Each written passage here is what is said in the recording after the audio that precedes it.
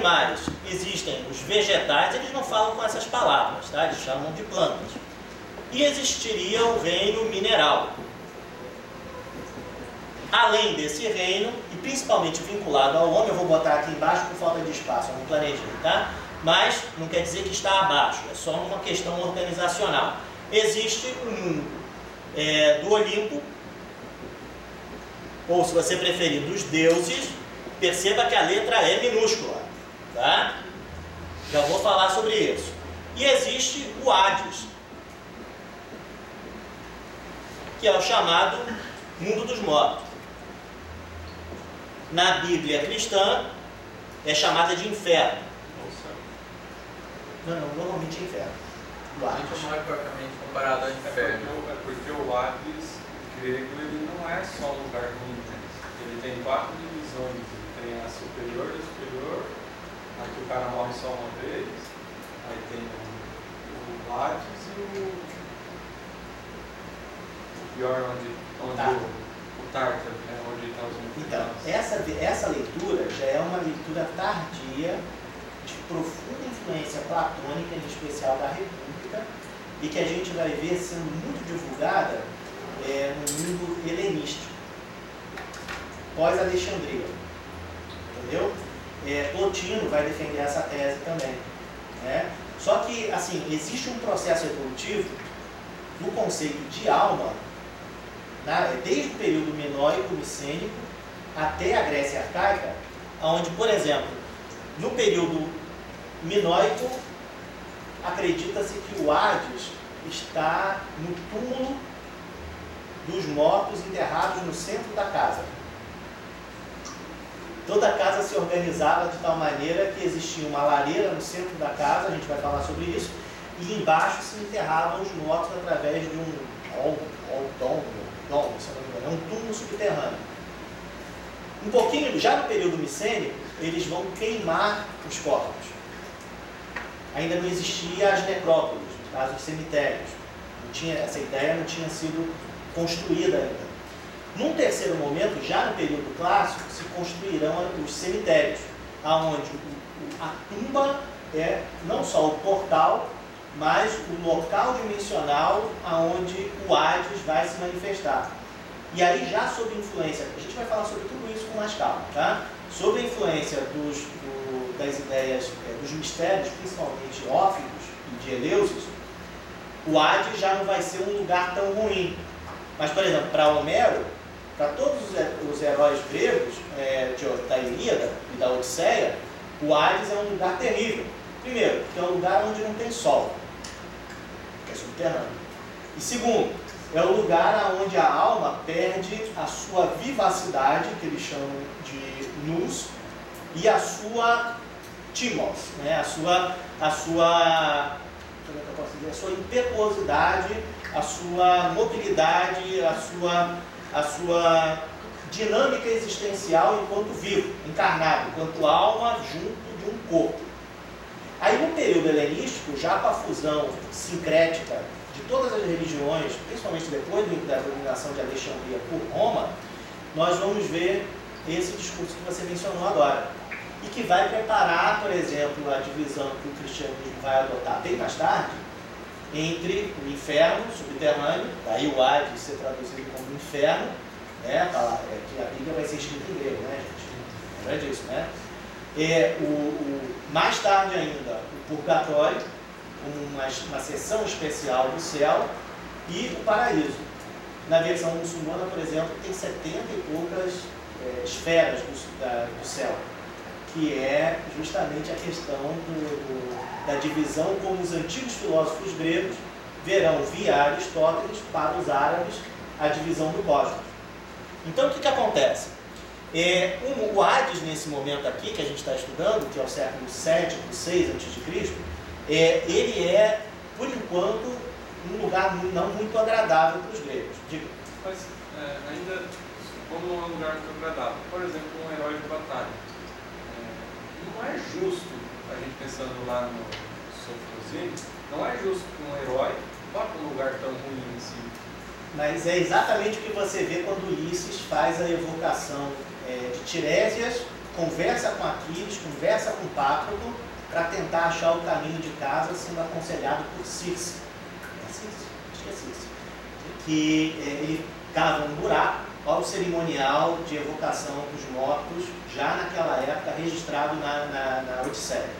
Ele cava uma fossa, ele sacrifica, se eu não me engano, são bois e cabritos, derrama o sangue ali, joga aveia, mel, vinho, e armado de uma espada, os mortos sobem à superfície, onde ele se encontra, querendo usufruir das oferendas, e ele, então, com uma espada, ameaça quem quer pegar a oferenda sem responder as perguntas dele. De fato, na Ilíada e na Odisseia, a alma que vai para o Hades é uma alma que, por exemplo, não tem memória.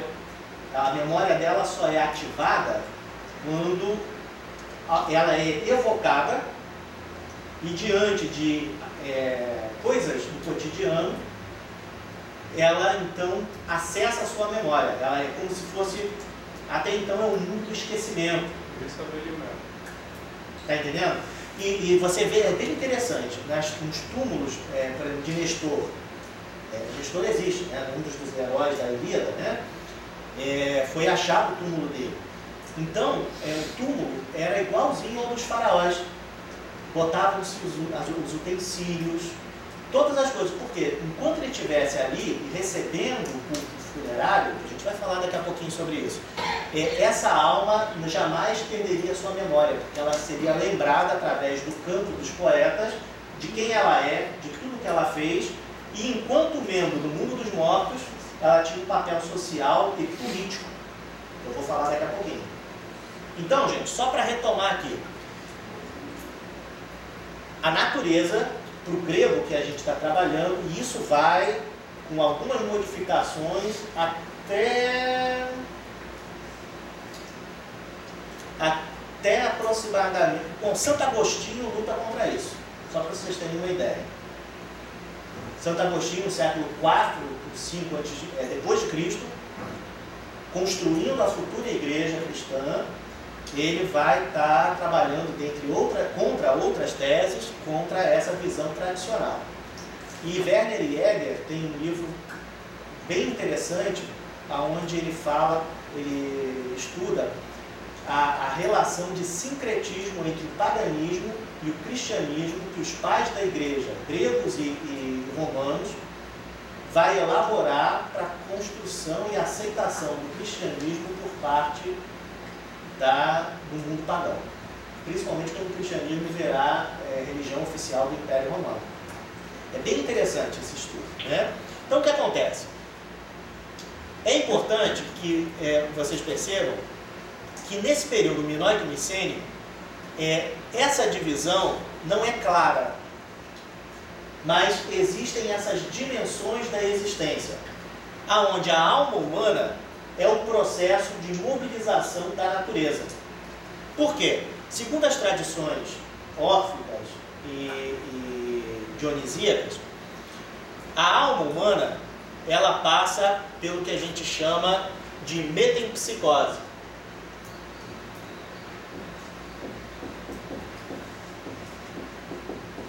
A metempsicose é uma doutrina de origem indiana e egípcia que acredita que a alma humana ela passa por processos que na Grécia ficou instituído em média 10 mil anos.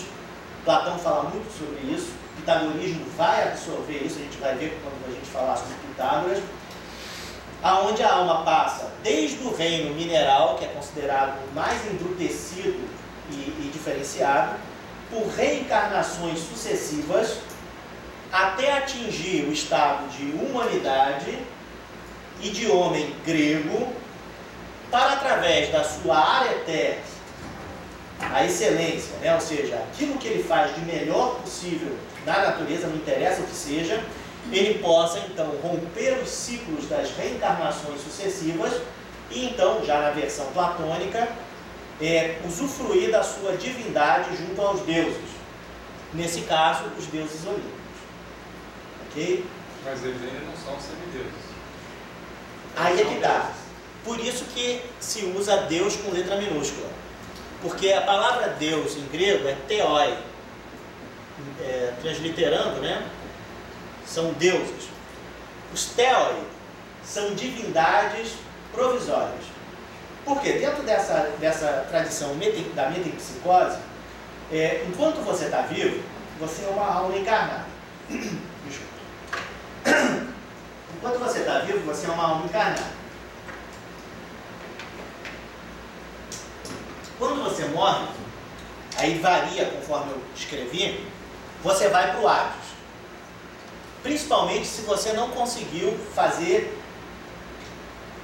principalmente se você não conseguiu ser tão bom naquilo que é o seu papel na vida, a ponto de os outros homens reconhecerem na sua figura que você é semelhante a um Deus. O que hoje na Igreja Católica vai ser feito um processo de beatificação, no mundo minoico, micênico e proto-helênico, será visto como reconhecimento social da sua, se não divindade, da sua semelhança a um Deus. E seria isso, segundo Platão, no Fédon, na República e no Timeu, que daria às almas humanas o credenciamento a romper o ciclo da metempsicose e viver junto dos deuses. Agora, viver como? Num céu paradisíaco, que vai ser a adaptação cristã? Não. O que acontece? A alma humana viva, ela tem um papel social. E isso vai ser ratificado através do quê? Do que a gente chama de família. Ok? Essa família, no caso da maioria das cidades gregas, ela tinha uma determinada estrutura que apenas a democracia ateniense vai modificar significativamente, já no período do século IV a.C. Que é o quê? É o pai de família, que era o homem mais velho do casal principal dessa família, ou seja, do casal fundador dessa família, e todos os descendentes masculinos dele. Ele tinha a liderança e a posse de todo o patrimônio e pessoas, parentes, familiares, estrangeiros, patronados por eles e escravos. E apenas ele, somente ele, além da sua esposa, ele tinha acesso sexual a concubinas, a escravos e escravas, e aí dominava estrangeiros, patronados, né? Tá faltando alguém. Esposa, concubina, escravos. Ah, sim, mas aí tá no bolo. Perceba, somente esse pai de família é que tinha acesso sexual a essas 3 categorias de membros de família. Ah, mas o escravo era membro de família? Propriedade, coisa que fala. Ok? Então o que acontece? Só ele podia pegar sexualmente homens e mulheres desse grupo. Por isso que eu botei escravos e escravos. Dessas etnias aqui, tá, gente? Só a jônica não admitia a homossexualidade até o casamento. Tá? Principalmente a dórica admitia a homossexualidade como rito de passagem e de amadurecimento do adolescente para a fase adulta. Tá? Então, por exemplo, o Sócrates, que é ateniense, né? Tinha pavor, tinha lá o Alcibiades que estava doido atrás dele, pegando, fazendo escândalo, só fazia o pobre do Sócrates passar perrengue. Doido para dar um peguei no Sócrates. Mas Sócrates resistia, porque ele não admitia isso. As outras etnias permitiam isso aproximadamente até os 30, 35 anos de idade, quando então o homem tinha que abrir mão do seu relacionamento com um parceiro ou parceiros do mesmo sexo e se casar e gerar filhos para estar de posse dos seus direitos civis. Tá, gente? Então o que acontece? Tirando ele, todos os filhos que vinham dessas relações eram descendentes legítimos. E principalmente o primogênito. Era quem, na família, iria exercer o que a gente chama de religião doméstica. Mas desde que fosse homem, né? Só homem. Se o sujeito só conseguisse ter mulher se relacionando, se ele fosse bem de dinheiro, né? Bem de situação e tivesse bastante gente, se de uma certa quantidade de relações não nascessem homens, aí tinha umas estratégias aí para resolver o problema. Mas se mesmo fazendo essas estratégias, que eu vou falar daqui a pouco, não resolvesse, aí essa família estava condenada a se extinguir. O que era uma coisa muito grave para as cidades. Por quê, gente? Porque necessariamente a cidade é a reunião das famílias. E é porque a família é uma religião que a política será uma religião também na polis, já no período clássico e arcaico. Então, o pai de família, dentro dessa visão de natureza, homem, eleito, livre, na maioria das cidades, os primogênitos, no mundo democrático do Império Ateniense, todos os homens gregos livres, filhos de pais nativos da sua cidade. Ainda tinha essa, você podia ser estrangeiro, né?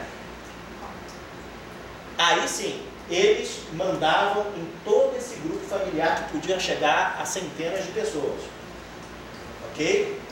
Então o que acontece? Se não nascesse homens, a gente vai ver isso num livro aí chamado A Cidade Antiga, um dos recursos que se fazia era pegar a filha mais velha, casá-la com outra família, e já no casamento tinha-se acordado entre as famílias que o primeiro filho homem, ou seja, o neto desse sujeito, viria a ser adotado pelo avô para assumir a sua posição de líder do grupo familiar. Do contrário, seria o filho, o irmão do sexo masculino mais velho, imediatamente posterior a ele. Ficou meio confuso, né? Não? Deu para pegar? Isso daqui, gente, o direito de família será a base do direito da cidade. Por isso que eu falei que a família ela será uma religião. E dentro dessa visão religiosa, quem é o morto? O único que vale a pena ser lembrado é aquele que fez alguma coisa pela família e, obviamente, pela cidade. Ao ser enterrado, até a quinta geração post-mortem, esse familiar era cultuado pela religião doméstica como um deus subterrâneo, ou Hades como aparecendo como subterrâneo. E qual é a função social, política e religiosa desse morto? Intermediar as relações na natureza, no cosmos, entre os olímpicos e a família viva. Anjo da guarda, espírito protetor, é o que a gente vê nas tradições já cristãs do início do cristianismo entre os séculos I e o IV depois de Cristo.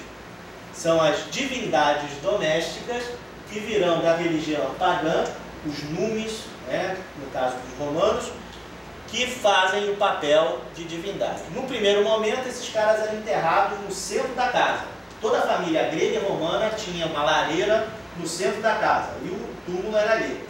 Depois, com o avanço, se criou, eles foram incinerados, depois de um certo tempo, se criaram os cemitérios. Tanto é que o túmulo era considerado lugar sagrado. Se alguém fosse visto pisando no túmulo de alguma outra família, passando pelo território sagrado de alguma família sem autorização, era punível com a morte, tá? Nesse período. Então o que acontece? É uma visão diferenciada que a gente vê, porque raramente a gente vê esse mapeamento da realidade nas faculdades de filosofia. Sem isso, você não entende, por exemplo, por que o Tales diz que a origem do cosmos é a água. Sem perceber o que está em jogo, na dinâmica política, social, econômica, religiosa, você não compreende por que o Anaximandro vai dizer que nem a água, nem a terra, nem o ar, nem o fogo podem ser a origem desse cosmos. Então é por isso que é importante a gente perceber como que o grego via a realidade. Outra realidade que estava implícita no processo. E hoje, professor, eles aceitam essas mudanças atuais? Não. Como que é hoje lá? Hoje o grego ele é ortodoxo da igreja cristã grega.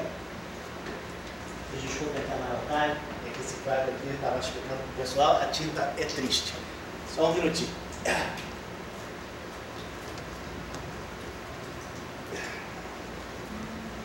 Professor, interessante que a gente estudando daí essa crença dos povos antigos, de certa forma elas se diferenciam em vários sentidos, mas a essência acaba se tornando a mesma coisa. E vai ser a base inconsciente da maioria das nossas manifestações religiosas hoje. Por exemplo, em relação à alma mesmo, né?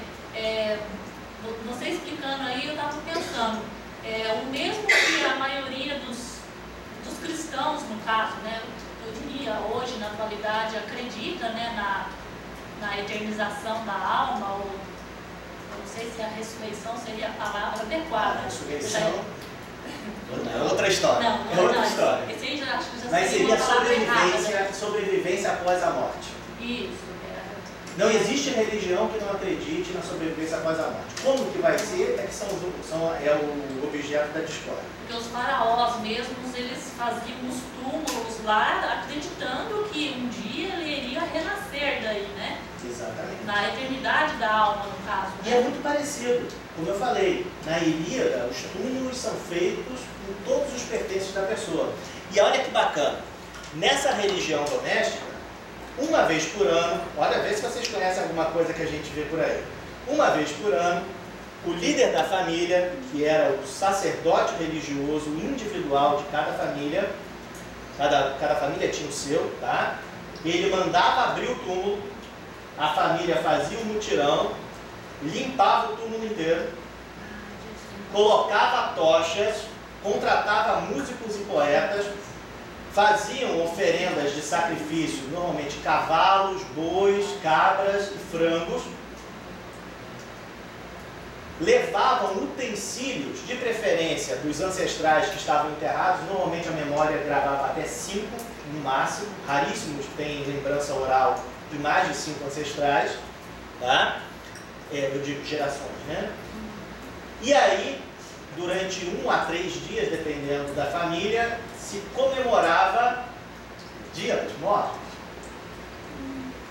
É daí que vem o Dia dos Mortos dos cristãos. Só que depois disso, fazia esse festejo ali, beleza? Cada família fazia a sua no seu dia específico. Levavam bolos, pudins, assavam coisas, comiam churrasco, era uma festa dentro do túmulo. Por quê? O morto não é morto. O morto está numa outra dimensão da vida. Os japoneses têm esse costume hoje, Até hoje. de levar o alimento no túmulo. Isso. E a gente faz o culto dos mortos. Por quê? Terminado o culto da religião doméstica, em geral, cada família construía barricadas em todas as entradas da casa, os homens se armavam até os dentes e colocavam um prato de sopa de cevada na porta. Por quê? Depois de comemorar os seus mortos, os seus ancestrais, aqueles que são anônimos e morreram em favor da cidade, saíam dos seus túmulos e percorriam a cidade para compartilhar do alimento que é comum a todos, porque eles morreram para que você existisse. Só que o grego, mesmo sabendo de tudo isso, tinha pavor de gente morta. Pânico. Então eles se armavam até os dentes, acreditando que se o morto entrasse na casa, eles iam baixar-lhe a lançada na cabeça. E ó, quer ver um detalhe interessante? O que prova a tese de que o morto não era considerado um participante excluído da comunidade. Por exemplo, você vai ver em tragédias gregas, principalmente de Eurípides e Sófocles, tem uma lá, como é o nome? Não sei se é Antígona, que o irmão dela entra numa guerra civil com um parente, morre e o parente condena ele a ser insepulto. Era o pior castigo que uma pessoa morta podia ter. Primeiro, se você fosse insepulto, não fosse enterrado ou queimado, seu corpo ia apodrecer à luz do dia. E tudo que acontecesse com o seu corpo material, no mundo dos mortos, o seu corpo espiritual manifestaria. Por isso que cortar a cabeça de um morto, de um cristão até hoje, é o fim da picada, porque no céu você vai ficar perdido. É a ressurreição, a ideia da ressurreição. Segundo, isso prova que um governo instituído materialmente no poder tinha legislação, tinha autonomia para decidir o futuro de um cidadão após a morte. Isso é um registro histórico das práticas funerárias antigas, sobretudo dos gregos, que é o que a gente está estudando agora, mas a gente vê essa mesma instituição em quase todos os povos da bacia do Mediterrâneo, onde o morto não está morto, ele só está numa outra dimensão e tem uma função social, política, militar e religiosa. Qual é a diferença entre a luz do dia e estar subterrâneo? Então, quando eles concebiam o Hades enquanto subterrâneo, e aí vem aquele lance do Tártaro, a gente vai falar da geografia cósmica. Na próxima aula, com certeza, que já está quase acabando. Vocês me desculpem, né? Eu falei que eu falo pra caramba, né? Eu sempre vou privilegiar a qualidade. Então, não tenho medo de fazer perguntas. Então, o que acontece? Quando a gente estudar a geografia cósmica, que vai ser o próximo ponto, porque vai ser objeto dos físicos, né, dos filósofos, a gente vai observar que essa estrutura natural está dividida e tem funcionalidade. Então, por exemplo, a gente vai ver isso mais fundo. Para começar, a Terra, em geral, é concebida como uma planície retangular. Mais gordinha ou menos gordinha, mas o Anaximandro vai defender bem essa teoria. E o Anaxímenes também. Né? Aonde o Sol, que não é o Sol, mas é um Deus, passeia na sua carruagem de leste para oeste, todos os dias na superfície superior do retângulo, do Oriente para o Ocidente. Por isso que ser destro é melhor do que ser canhoto, porque o canhoto é aonde, além do oceano, que circunda a Terra, seria o Hades, e nas raízes da Terra, como uma árvore, haveria o Tártaro, sustentando o planeta. Percebeu? O Sol passeia no lugar. Onde é que o Sol passeia? Na esfera de cristal chamada Urano, que não é o céu, mas é um dos titãs fundadores do cosmos. Entendeu a jogada? Então, se você não entende isso, cara, você não entende filosofia antiga. Você faz uma excelente, maravilhosa leitura contemporânea. Muito legal, muito válida, mas não tem nada a ver com o que o grego entendeu. Todos nós tínhamos diferença. Na verdade, a princípio era uma coisa muito mal vista. Então, assim, todo mundo ia. Aquiles, o poderosíssimo e sanguinário Aquiles, que vai proporcionar a destruição, junto com Ulisses, do cavalo de Troia. Vai para o Hades e vai ser uma alma sem nous, né, sem inteligência, sem alma intelectual, a menos que seja evocado como Ulisses faz ali na Odisseia. A alma só vai ter autonomia da sua consciência a partir dos mistérios do pitagorismo e de Platão. Platão vai ser o cara que vai reunir todas as crenças que virão lá do povo micênico. Os micênicos, esse livro que está disponível aqui no grupo de pesquisas, é a minha pesquisa sobre o conceito de alma, desde a sociedade micênica até esse período que a gente está estudando agora. Está de graça, é só teclar lá se você quiser imprimir. Só uma perguntinha para fazer Diga. sentido. Urano é o primeiro filho de Caos. Ixi, rapaz, agora de cabeça eu não sei não, mas ele vai ser o Titã que vai substituir Cronos. Urano é o filho de Cronos. E vai substituí-lo quando ele faz a amputação. Então Cronos é o primeiro filho de Caos. Isso. Na verdade, esse livro aqui fala muito bem sobre isso. Eu li esse Bem livro interessante. no primeiro ano. É bem interessante. Você tem aqui a genealogia que vai ser organizada pelo Hesíodo, no século VIII. Tá? O Hesíodo vai ser o organizador dos mitos cosmogônicos e teogônicos, que vão gerar a discussão essencial para o Tales, por exemplo, criar a interpretação racional deles. Mas antes da gente chegar nisso, eu vou ter que pedir perdão para vocês, mas a gente vai ter que trabalhar essas ideias. Porque é muito diferente do nosso jeito de ver hoje. Embora seja um miolo, o cerne das principais crenças e descrenças das nossas religiões de hoje, sem a gente entender bem essa dinâmica, como isso se estrutura, vai ficar difícil. Então, assim, só para a gente finalizar o dia de hoje com chave de ouro. Essa relação da natureza e da dinâmica via metempsicose, que eles vão chamar de físicos, e acima dela, a estrutura do cosmos, ou a estrutura cósmica, para eles. Ficou claro? Depois em casa, analisando o material, tendo dúvidas, anota e vamos retomar na próxima aula sobre isso. A questão da família, eu vou voltar a ela, porque tem uma explicação psicossocial fundamental para a gente entender a areté do homem e da mulher grega nessa visão cósmica da natureza. Podem anotar aí, para a gente não se perder na próxima aula e vocês me lembrarem, porque com certeza eu não vou lembrar. A gente vai retomar da família grega na próxima aula. Família grega, estrutura e ação psicossocial.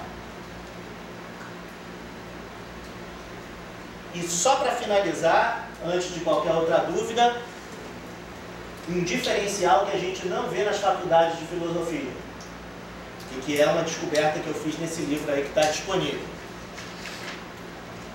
Perceberam que quando Platão começar a estudar as características da alma humana, da personalidade humana, da psicologia humana, no século IV, o povo divide a filosofia em pré-socráticos e pós-socráticos. Ou seja, os pré-socráticos estudando a física e a natureza. E a partir de Sócrates, principalmente Platão, que vai falar através da figura de Sócrates, uma nova filosofia, que fala da coragem, da religiosidade, do comportamento político, da disputa, não é isso? É um divisor de águas na história da filosofia. Mas você já parou para pensar que se ele está falando do homem, ele não está fazendo nada mais do que o que os outros fizeram antes dele? Ou seja, física. Porque ele está falando da dimensão humana da natureza. Isso não se fala na faculdade. E foi um erro de interpretação historiográfica que eu descobri na minha graduação, fazendo essa abordagem da psicologia social. A gente acha que ele está fazendo um novo tipo de filosofia, mas na verdade não. Chan, do Sócrates, e principalmente do Platão, vai ser a criação do discurso dialógico, ou seja, do diálogo. Porque até então eles não usavam o diálogo como forma de fazer discurso racional. Lembra, né, gente? Platão era poeta. Por isso que ele vai criar o diálogo. Mas ele está fazendo física. Eu proponho que Sócrates e Platão não estão destacados da discussão dos inícios da filosofia grega, dos inícios da razão ocidental. Ele está fazendo física, ao invés de psicologia ou psicologia social, filosófica. Tá? Então, assim, só para a gente pensar nessa hipótese, é uma hipótese que eu defendo, né? Mas vocês não precisam acreditar. Eu sugiro que vocês façam uma leitura em casa, anotem as dúvidas. Nós, na próxima aula, vamos retomar dessa estrutura física a partir da estrutura funcional da família, da religião doméstica como base da política e da divisão sexual, social, das funções do homem e da mulher grega, e daí vamos passar para a análise do cosmos, como os mitos, Homero e Hesíodo, vão chegar para o Tales, antes dele começar a fazer uma interpretação, e qual foi o grande tchan do Tales para construir o que a gente chama de filosofia. Ok? Combinado?